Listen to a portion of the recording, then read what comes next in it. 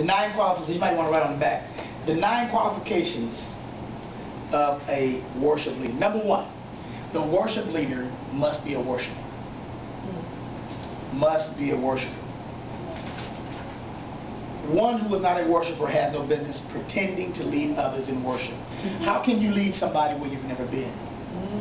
If you don't have a lifestyle of worship, then when you get up there in front of the people, it shows that you're not a worshiper. It shows that you don't know what you're doing. You don't know, and especially when you're trying to lead people that are worshipers, that know what worship is about. They've been in the presence of God. They know how to get there.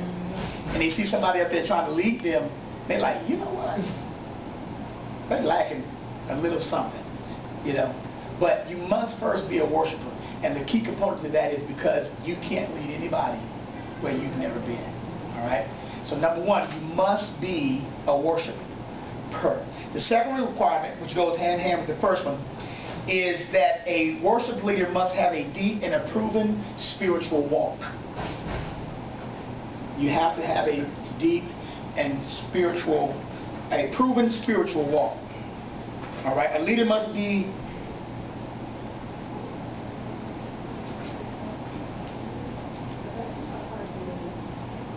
number 3. I think number 2 is pretty much self-explanatory. You can't be a worshiper without a relationship. All right? A deep, proven, spiritual walk with God. All right?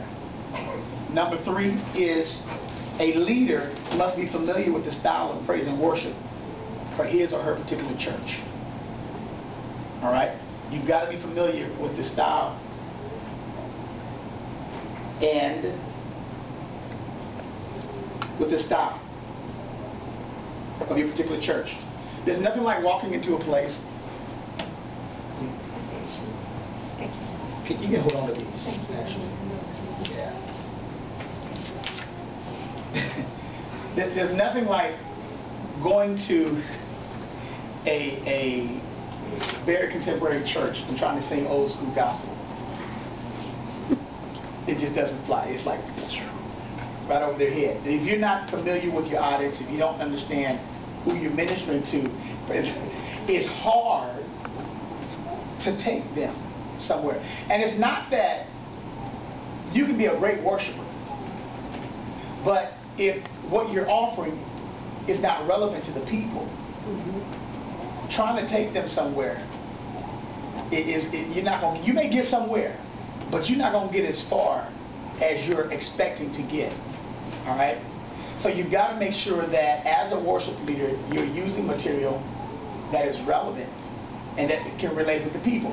Now, part of the problem is, well, it's not a problem, it's a lovely challenge. And it's a beautiful thing because we don't have all old people in the church. We don't have all young people in the church. We don't have all middle-aged people in the church. We don't have, some of our churches do, all blacks in the church. But we've got to be able to take our styles of worship and praise, more styles of praise, and be able to minister to a diverse group of people. All right? And there'll be some Sundays where it'll be like, let's say, all old school. And that's cool. There'll be some services, it'll be all contemporary. But it can't be all contemporary every service. Every Sunday, Sunday in, Sunday out. It can't be all old school, Sunday in, Sunday out. Not if you're trying to reach a diverse population of people.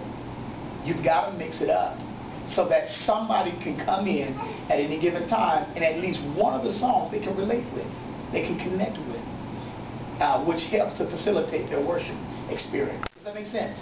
Amen. All right. So a leader must be familiar with the styles of praise and worship. Next, the leader must be musically inclined to an acceptable level. All right? Musically inclined to an acceptable level. And every church has its own definition of what is an acceptable level.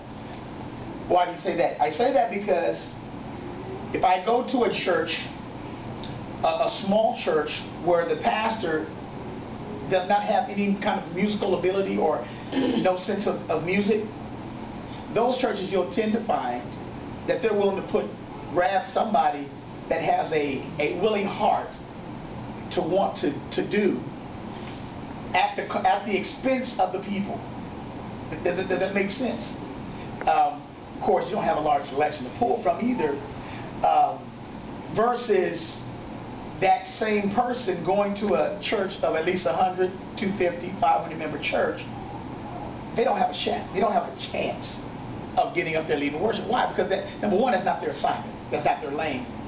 And so acceptable levels of worship leading really is depending on church to church.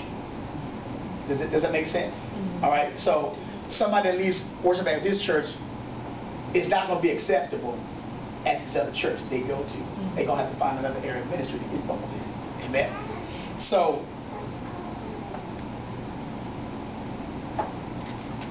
the next one is the leader must be able to function as part of a team. A worship leader must be able to function as part of a team. Without the team, you can lead worship by yourself. I mean, that's possible. But there's a different dynamic that happens when you're working with people and you're leading with a team of people. It multiplies the experience. It brings a greater depth of life to the experience, to the worship experience. There's a lot of things that we can do on our own. But if you can't work as a team, it will show division. It will show fraction. It will cause division, discord, and the worship experience a lot of times will not get off the ground. Why? Because people are coming to worship, but what they're seeing is the opposite of worship. And so instead of them being in a place where you are providing the best possible environment for worship experience, now they're watching you, they're looking at you.